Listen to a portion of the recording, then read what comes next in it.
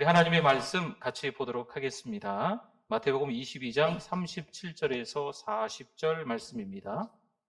은혜 받으실 하나님의 말씀 마태복음 22장 37절에서 40절을 우리 다 함께 읽어보도록 하겠습니다.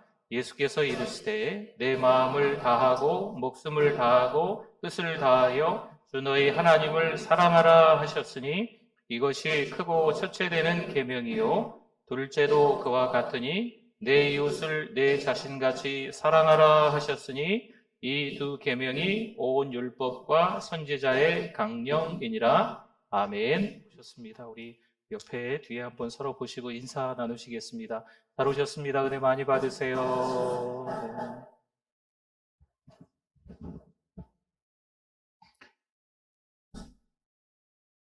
3000년이나 살고 있는 나무가 있다 그래서 한번 소개를 해드릴까 합니다. 이 나무의 키가 무려 100m에서 120m까지 자란다고 합니다. 그리고 이 나무의 둘레가 9m라고 합니다. 9m 상상이 잘 안 갑니다. 직접 보질 않아서 어마어마한 나무죠. 네. 그리고 이 나무의 뿌리는 높이에 비해서는 그렇게 깊지 않다고 해요. 한 3m, 4m 정도 내려간다고 합니다.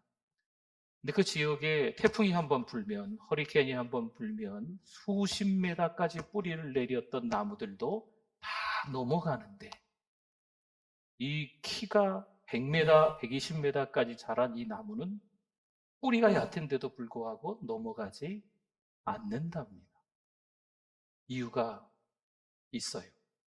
이 나무는요, 자라면서 다른 큰 나무들처럼 여러 가지와 잎사귀를 내면서 작은 나무들이 햇빛을 못 쬐게 광합성 작용을 못하도록 막는 게 아니고 이 나무는 자라면서 스스로 가지를 꺾는다고 합니다.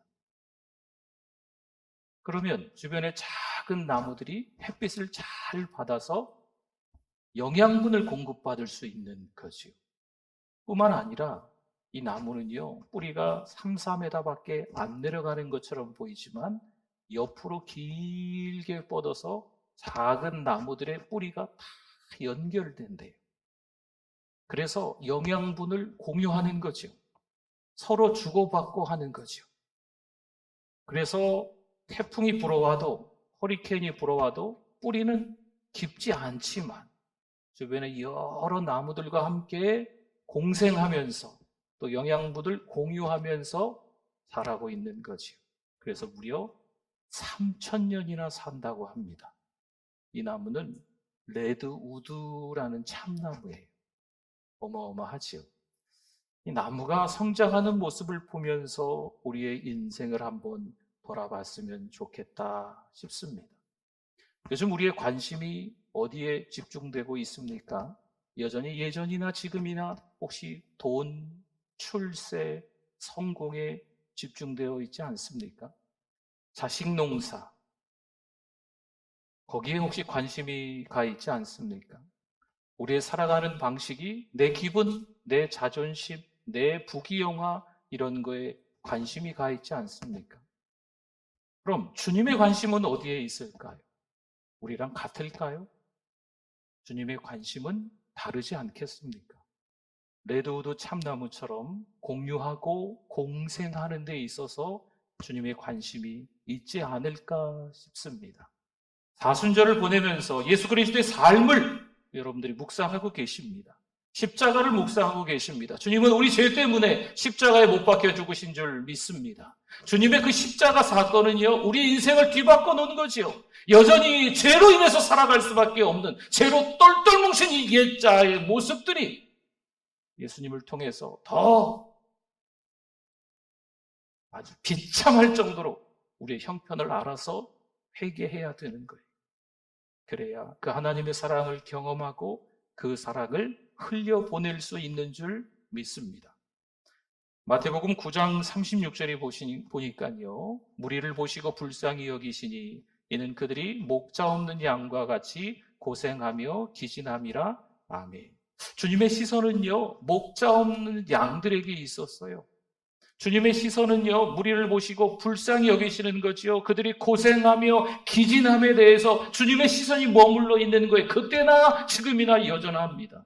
여러분, 목자가 없다라고 하는 표현은요, 길을 모른다는 거예요. 주님이 말씀하시죠. 내가 곧 뭐라고요? 길이다 말씀하시잖아요.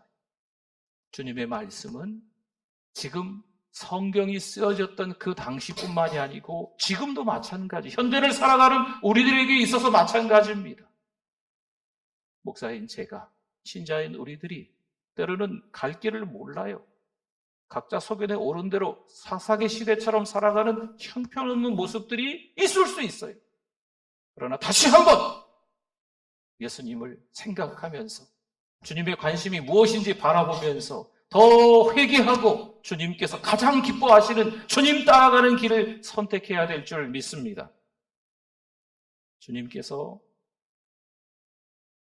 관심이 그곳에 머물러 있기 때문에 많은 걸 추수하고 싶으셨죠. 근데 추수할 건 많은데 일꾼이 적다 말씀하시니까. 그러면서 그 다음 장 마태복음 10장에 넘어가면요, 주님이 12제자의 이름을 한 명 한 명씩 또 부르시고 그 12제자에게 권능을 부어주시는 장면들이 나옵니다. 마태복음 10장 8절 말씀에 보니까 주님께서 이 제자들을 보내시면서 하시는 말씀이에요. 첫 번째는요, 거저받았으니 거저줘라. 사랑하는 성도 여러분, 우리가 인생에서 여러 가지 것들을 누리고 있다면, 소유하고 있다면 이것은 다 어떤 거다? 거저받은 것이다. 거저받은 것이니까 거저주라는 거예요. 여러분 혹시 건강하십니까? 건강도 하나님이 주셔야 되는 거예요. 여러분 혹시 돈이 좀 있으십니까? 그것도 재산도 소유도 넉넉한 것도 하나님이 주셔야 가능한 거예요. 하나님이 주셨으니까 거저주라는 것이요. 여러분 여기서 말하는 진짜 중요한 것은 하나님의 그 사랑이거든요. 아들 예수가 이 땅에 오셔서 사람이 되셔서 우리의 죄 때문에 십자가에 못 박혀 죽으셨잖아요. 그래서 우리가 지옥에 갈 수밖에 없었는데 하나님의 자녀가 돼서 천국에 가는 우리의 인생들이 됐습니다. 거저받은 사랑인 줄 믿습니다. 이 사랑을 나누어 주라는 거죠. 또 한 가지는 그 다음 10절에 보니까요. 마태복음 10장 10절에 보니까 가지지 말라 말씀합니다. 뭣도 가지지 말라, 뭐 가지지 말라, 뭐 이런 말씀들이 나와요. 여러분 가지지 말래요. 이 땅을 살아가면서 가지지 말래요. 여러분 이 말씀은요, 여러분이 가지고 있는 거 다 털어버려라, 무소유가 되라, 이런 말씀일까요? 아니에요. 그 말씀이 아니고 우리의 삶은 누가 책임지신다? 하나님이 책임지신다라는 말씀이에요. 하나님이 책임지시는 삶이니까 아무것도 가지지 말고 가서 복음을 전하라는 거죠. 받은 사랑을 주라는 거죠. 또 한 가지 마태복음 10장 12절에 보니까요, 복음을 전하면서 집집마다 다닐 때 그 집에 들어가서 뭘 빌라? 평안하기를 빌라 말씀합니다. 교회만 오면 잘 될 겁니다. 교회만 오면 자식도 잘 될 겁니다. 교회만 오면 돈도 벌 겁니다. 교회만 오면 건강해질 겁니다. 이런 얘기하면서 복음 전하라 그러는 걸까요? 한 번만 와보세요. 인생이 달라질 겁니다. 이런 얘기가 아니에요. 여기서 평안이라고 하는 것은 영혼을 살리는 평안입니다. 사랑하는 성도 여러분, 우리는 인생이 주님 만나고 바뀐 줄 믿습니다. 그래서 그들에게 그렇게 복음을 전하는 거예요. 내가 받은 사랑이 너무 크니까, 그 은혜가 너무 감격스러우니까 전할 수밖에 없다는 거죠. 그 평안의 자리에 그들을 초청할 수밖에 없다는 거죠. 내가 예수 그리스도를 믿으니까, 만나니까 너무 좋아, 너무너무 좋아. 그래서 예수 믿으세요. 가족들에게, 직장 동료들에게, 주변의 이웃분들에게 욕먹어가면서 핍박받아가면서 그렇게 이야기할 수밖에 없다는 거죠. 16절 한번 볼까요? 보라 내가 너희를 보냄이 양을 누구에게요? 이리에게, 이리 가운데로 보냄과 같도다. 그러므로 너희는 뱀같이 지혜롭고 비둘기같이 순결하라 말씀합니다. 여러분 이 말씀은요, 우리가 받은 사랑이 너무 커서 그 사랑 때문에 때로는 가족들에게, 이웃들에게, 직장 동료들에게, 주변의 학교 친구들에게 복음을 전할 때 핍박이 있다 없다? 있다. 요즘 여러 차례 말씀을 드립니다만 예수님을 믿는다는 말과 같은 말은 핍박을 받는다는 거예요. 예수님을 믿는데 세상 속에서 너무 잘 먹고 편안하게 잘 산다. 그러면 세상에 찌들어 있는 거예요. 세상에 동화되어져 있는 거예요. 세상 사람들과 다른 삶을 살고 있는 믿음의 사람들은요, 세상으로부터 핍박이 있을 수밖에 없는 겁니다. 고난을 받을 수밖에 없는 거예요. 세상이 너무 좋다. 먹고 살기 너무 편하다. 오늘만 같아라. 이러면 여러분 지금 우리가 믿음으로 잘 살아가고 있는지 한번 돌이켜 반성해 봐야 됩니다. 여러분 세상 속에 믿음의 사람들이 신자들이 살아간다는 것은 핍박을 받는다는 거예요. 그런데 그 핍박 가운데서 뱀같이 지혜로워하라. 뱀같이 지혜로워하라는 말씀은요, 여러 가지 복잡한 내용들이 많이 있지만 어쨌든 좀 민감하고 민첩하라는 거고, 비둘기같이 순결하라고 하는 것은요, 하나님만 바라보라는 거예요. 핍박은 있지만 영적 민감성을 가지고 누구만 바라봐라? 하나님만 바라봐라라는 말씀이에요. 뭐 뱀이고 비둘기고 뭐 이게 무슨 말일까? 성경 해석하시는 분들도 아직도 헷갈려 하시는 말씀들이더라. 진짜 중요한 건요, 받은 사랑을 기억해서 누구만 바라봐라? 하나님 바라보고 살아가라라는 말씀인 줄 믿습니다. 마태복음 10장 20절 말씀에 보니까요, 말하는 이는 너희가 아니라죠? 너희 속에서 말씀하시는 이 곧 너희 아버지의 누구시라고요? 성령이시니라. 아멘. 성령이면요, 예수님을 깨닫게 합니다. 그래서 우리가 날마다 성령 충만을 위해서 기도하고 있잖아요. 성령님은요, 예수님을 증언해요. 때로는 이 땅을 살아가면서 기진할 수 있습니다. 고생할 수 있습니다. 탈진할 수 있습니다. 핍박을 받을 수 있습니다. 하지만 그럼에도 불구하고 우리가 받은 사랑이 너무 크기 때문에 그 사랑을 전해야 될 줄 믿습니다. 그래서 이 땅에 살아갈 땐요, 다른 길은 없어요. 대안은 없습니다. 어떻게 더 잘 살아갈 수 있을까? 이 땅을 살아가면서 해결책은 뭘까? 해법은 어디 있을까? 지름길은 뭘까? 다른 건 없어요. 딱 하나밖에 없어요. 누가 대안이다? 예수님이 대안인 거예요. 예수님만이 길인 줄 믿습니다. 여러분 신앙으로 살아갈 때 만만치 않은 거죠. 그래서 고민하게 되는 거예요. 이렇게 하는 게 맞을까? 저렇게 하는 게 맞을까? 여러분은 안 그러세요? 목사님, 저는 그런 고민에 빠져 있어요. 이 길이 맞을까? 저 길이 맞을까? 이렇게 생각하는 게 맞을까? 저렇게 생각하는 게 맞을까? 영적 갈등들이 자주자주 있어요.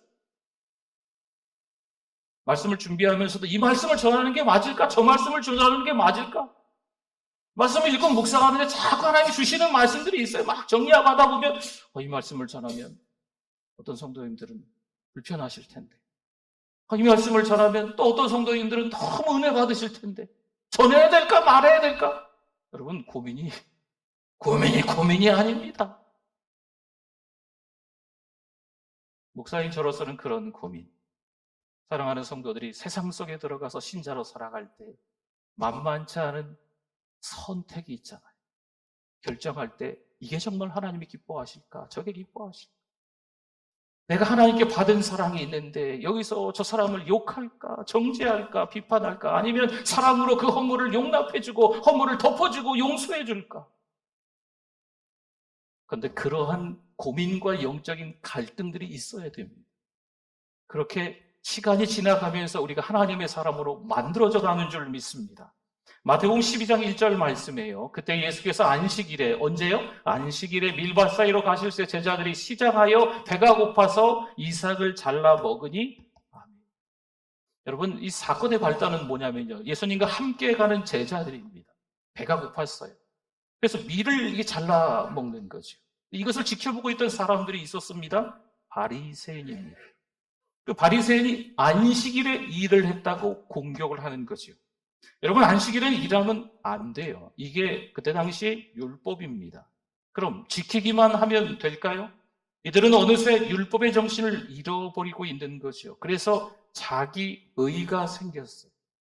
613가지의 시행세칙을 만들어 놓고 이 율법에 맞으면 되는 거고 안 맞으면 정죄하는 거고, 형식주의에 빠져 있다는 거죠. 된다 안 된다 이게 많아졌어요. 사랑하는 성도 여러분, 누군가를 비판하고 정죄하는 일에 쓰임받지 않기를 부탁을 드립니다. 사람을 죽이는 말에 여러분 거들지 않기를 바랍니다. 우리 믿음의 사람들은요, 말 한마디를 해도 사람을 살리는 말을 하실 수 있기를 축원합니다. 정말 사랑으로 내가 받은 사랑, 받은 용서, 받은 용납이 너무 크니까 그냥 사랑해 주는 거죠. 여러분 요즘에 이 교회 밖에 나가면 누가 잘했니 못했니, 뭐 어떤 리더가 잘했니 못했니, 어떤 정치인이 잘했니 못했니, 뭐 얼마나 말들이 많은지 몰라요. 저는 그런 것 쪽에 한쪽을 이렇게 뭐 누가 맞다 누가 틀리다 그렇게 얘기하고 싶지 않습니다. 사랑하는 성도 여러분, 하나님이 보시기에 우리도 얼마나 터무니없이 부족할까요? 근데 하나님이 우리를 사랑해 주셨습니다. 여러분 세상에 그 어떤 사람들처럼 똑같이 누군가를 욕하고 비판하고 어떤 공동체의 리더를 욕하고 헐뜯고 뭐 이런 일에 너무 앞장서지 않으셨으면 좋겠어요. 그들을 위해서 기도해 주십시오. 그들을 사랑해 주십시오. 어느새 이러한 모습들이 교회 안에까지 들어왔어요. 그래서 교회 안에서도요, 정신없이 시끄러운 일들이 있습니다. 예배를 드리는데 은혜를 못 받아요. 예배가 너무 지루해. 왜 길어? 저분 기도 길게 하시네. 찬양을 한 걸 또 하고 또 하고, 저 찬양은 뭔 찬양인지도 모르겠네. 저 말씀을 지난번에 했던 소리 아닌가? 그렇다면 우리의 신앙이 지금 둔감해진 겁니다. 여러분 영적 감각이 되살아날 수 있도록 기도하면 할수록 간절함이 더 생겨야 되고요. 찬양하면 할수록 성령의 기름 부으심 흘러 넘쳐야 됩니다. 하나님의 말씀이 들리면 들릴수록 나에게 하시는 말씀이구나라는 것을 깨달아서 하나님 앞에 회개하는 거죠. 말씀을 전하는 자도 회개하고 듣는 우리 모두가 회개의 시간이 돼서 이 예배 시간이 가장 축복된 영광스러운 시간이 되어야 될 줄 믿습니다. 그렇지 않다면 회개해야 되는 때입니다.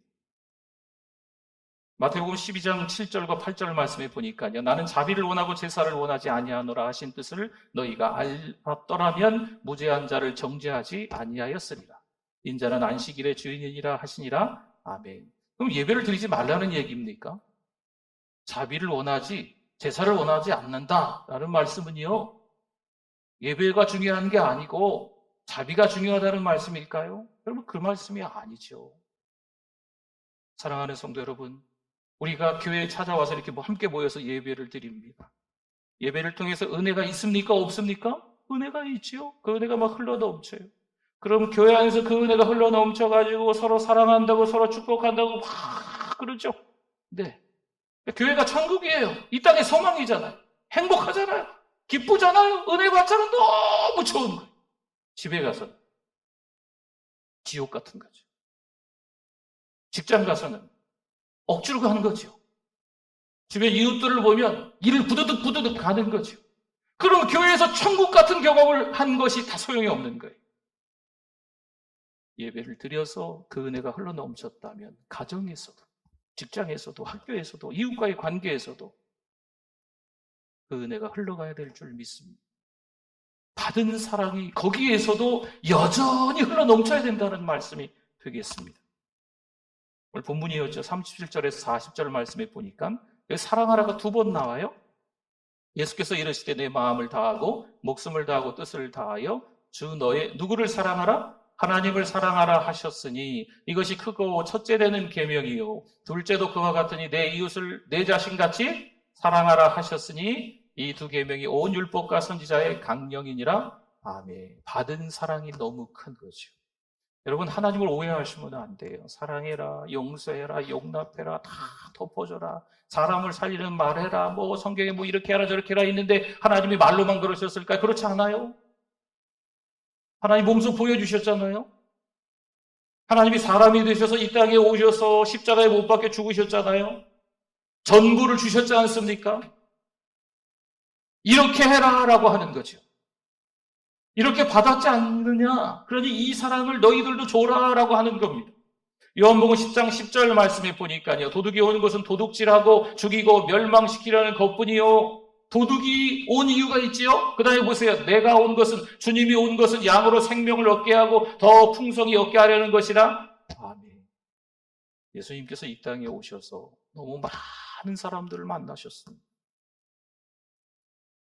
그 많은 사람들을 만나시고 그냥 지나치지 않으셨어요. 어떤 여인은 예수님의 옷자락이라도 잡습니다. 어떤 사람은 저 먼 곳에서 막 살려달라고, 우리가 나병에 걸렸는데 좀 우리를 불쌍히 여겨달라고 막 외칩니다. 예수님의 말씀을 듣고 있는 많은 사람, 각색 병든자들이 모여 있습니다. 어디 연못에 갔더니 38년 된 병자가 있습니다. 근데 그 사람들을 보시고 예수님이 모른 척 하셨을까? 예수님이 진짜 오신 이유는 병자를 고치기 위해서 오신 건 아니거든.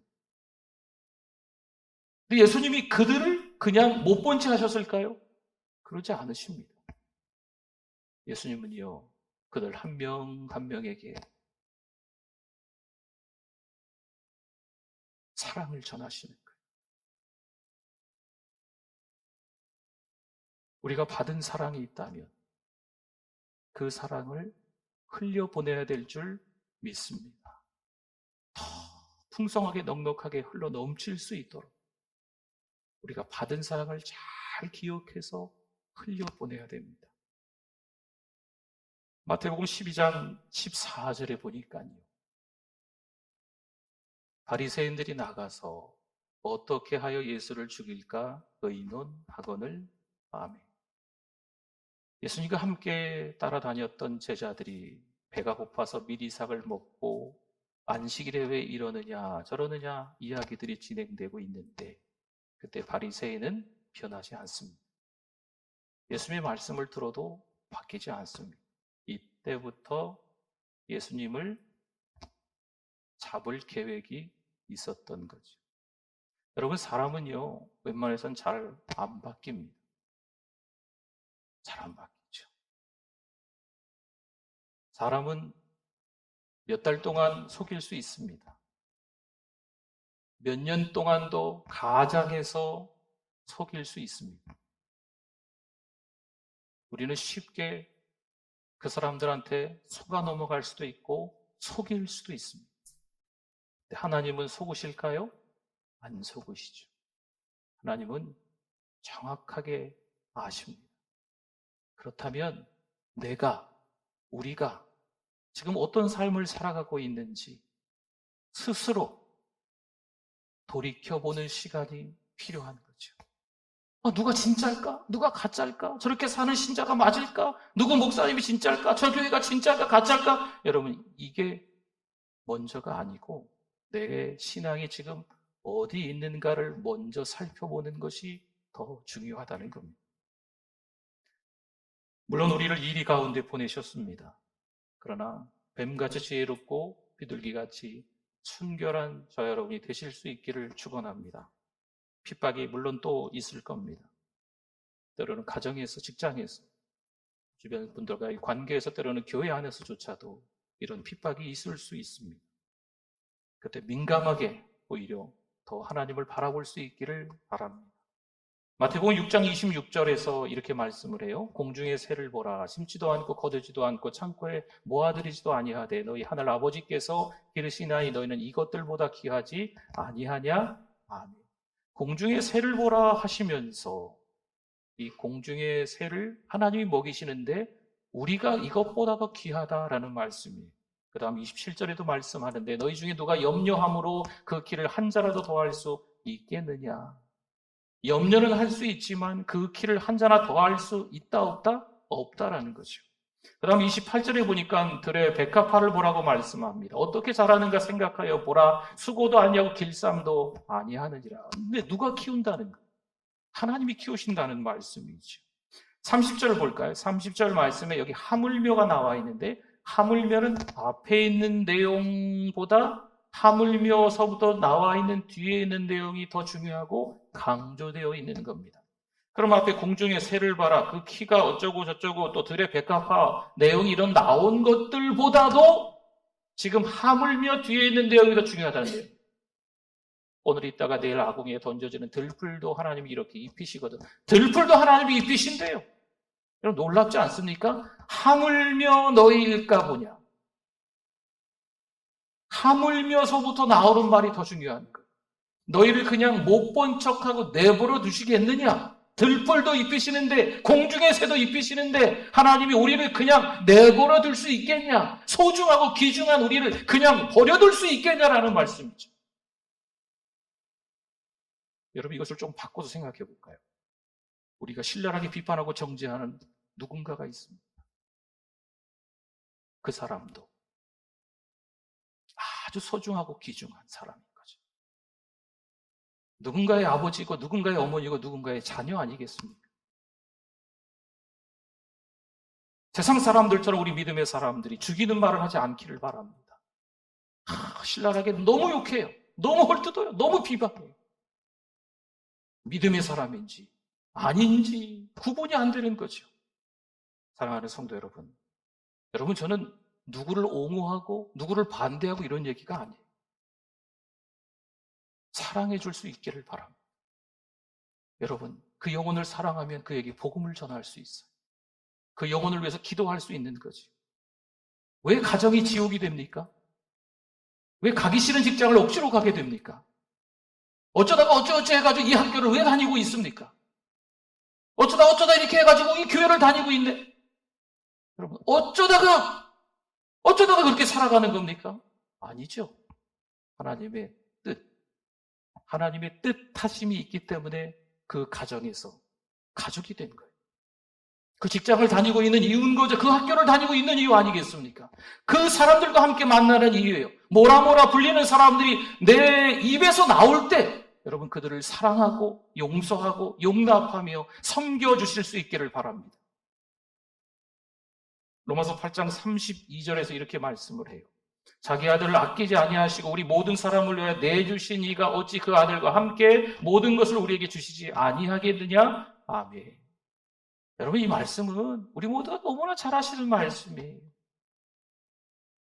모든 것을 내어주신 그분이 우리를 위해서 더 안 주실 게 뭐가 있겠냐? 하나님이 사람이 되셔서 이 땅에서 우리의 죄 때문에 죄도 없이 그분이 십자가상에서 우리의 죄 때문에 죽으셨는데 전부를 다 우리에게 주셨는데 우리가 뭐가 필요하다라고 했을 때 안 주실 이유가 없다는 거죠. 왜요? 우리를 사랑하시니까. 사랑하는 성도 여러분, 우리는 한 가족인 줄 믿습니다. 주님 안에서 한 형제, 한 자매입니다. 교회 안에서 비방하고 헐뜯고 욕하고 사람을 죽이는 말들을 하지 않기를 바랍니다. 은혜 받은 사람들이 할 수 있는 말이 아니에요. 은혜 받은 사람들이 할 수 있는 생각이 아닙니다. 사람은 모르지만 하나님이 아시잖아요. 그 심령을 꿰뚫어 보시는 분이 어떤 생각을 하고 있는지 왜 모르시겠어요? 사랑합니다. 라고 이야기하는 것 같은데 그 속내는 아닌 거죠.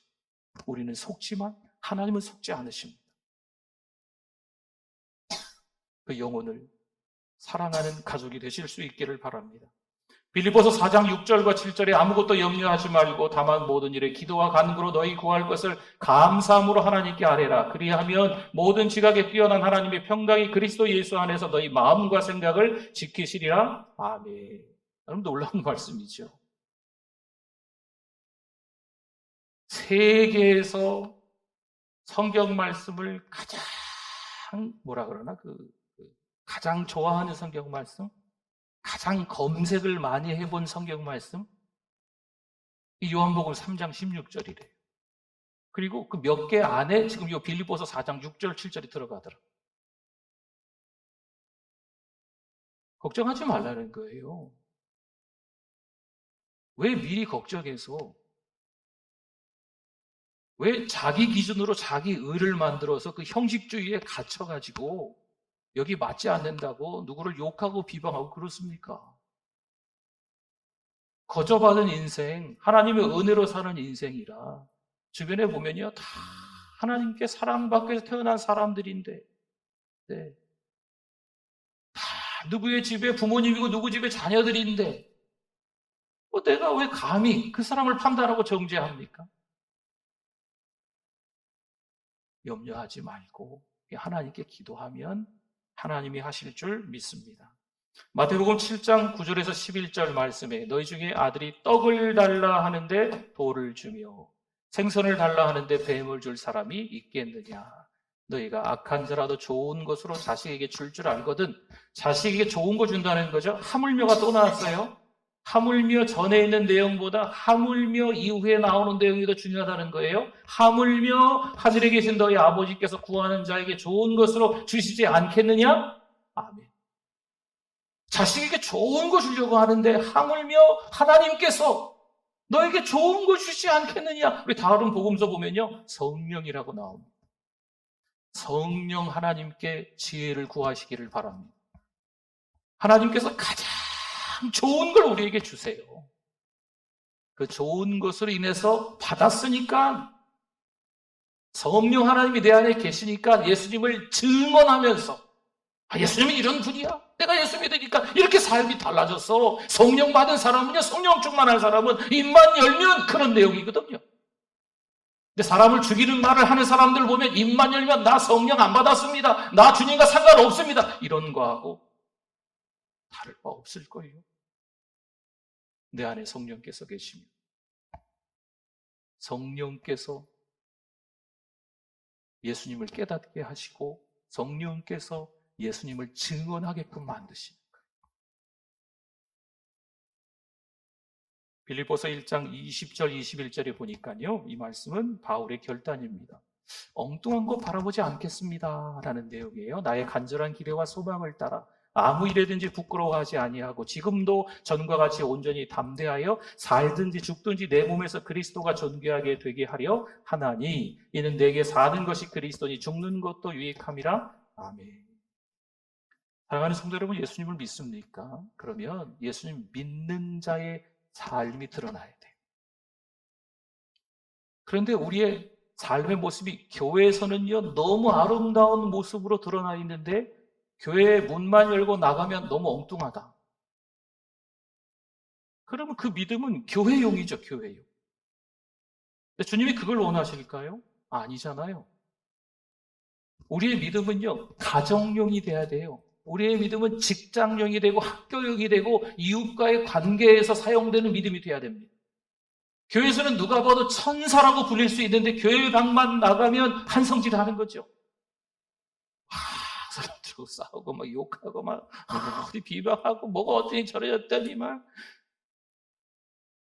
그러면 그 믿음이 교회용인 거예요. 진짜 믿음일까? 의문입니다. 우리가 예수 그리스도를 믿는다면 우리 삶에서 그 믿음이 드러나야 될 줄 믿습니다. 오늘 예배를 통해서 지루하지 않고 은혜의 현장에서 말씀을 들었다면 그 은혜 받은 말씀들이 가정으로, 직장으로, 학교로, 주변과 사람들과 이웃 속에서 그대로 우리 삶이 입으로, 우리의 몸으로 다 전해져야 될 줄 믿습니다. 마태복음 6장 33절 한 절만 더 보겠습니다. 같이 한번 읽어주십시오. 그런즉 너희는 먼저 그의 나라와 그의 의를 구하라. 그리하면 이 모든 것을 너희에게 더하시리라. 아멘. 하나님이 뭘 원하시는지 오늘 말씀을 통해서 여러분 좀 깨달으셨기를 바랍니다. 하나님이 가장 기뻐하시는 거 무엇일까? 하나님의 사랑받은 우리들이 사랑하는 우리 가족들에게, 사랑하는 우리 성도들에게, 그리고 주변과의 만나는 여러 사람들 속에서 정말 우리의 믿음들이 삶으로 증명될 수 있기를 축원합니다. 우리 같이 기도하겠습니다. 오늘 말씀 기억하면서 하나님, 제가 부족한 목사입니다. 제가 부족한 신자입니다. 회개하셔도 좋습니다. 하나님, 제가 다시 한번 새 출발, 믿음으로 새 출발하겠습니다. 결단하셔도 좋습니다. 우리 주여 한번 부르짖고 기도합니다. 주여, 하나님 아버지, 연약한 목사, 하나님 부족한 목사, 부끄러운 목사지만 그래도 하나님이 사용하심을 감사합니다. 오늘도 하나님 부족한 목사가 다시 한번 결단합니다. 하나님 아버지, 신자답게 살아갈 수 있는 우리들 되게 하여 주시옵소서. 하나님이 가장 기뻐하시는 삶이 무엇인지 다시 한번 하나님 보게 하시고 주님께서 우리를 사랑하신 그 사랑으로 살아갈 수 있도록 주의 은혜를 더하여 주시옵소서. 그래서 함께 하실 줄 믿습니다. 하나님 아버지 은혜를 감사합니다. 하나님 아버지 회개합니다.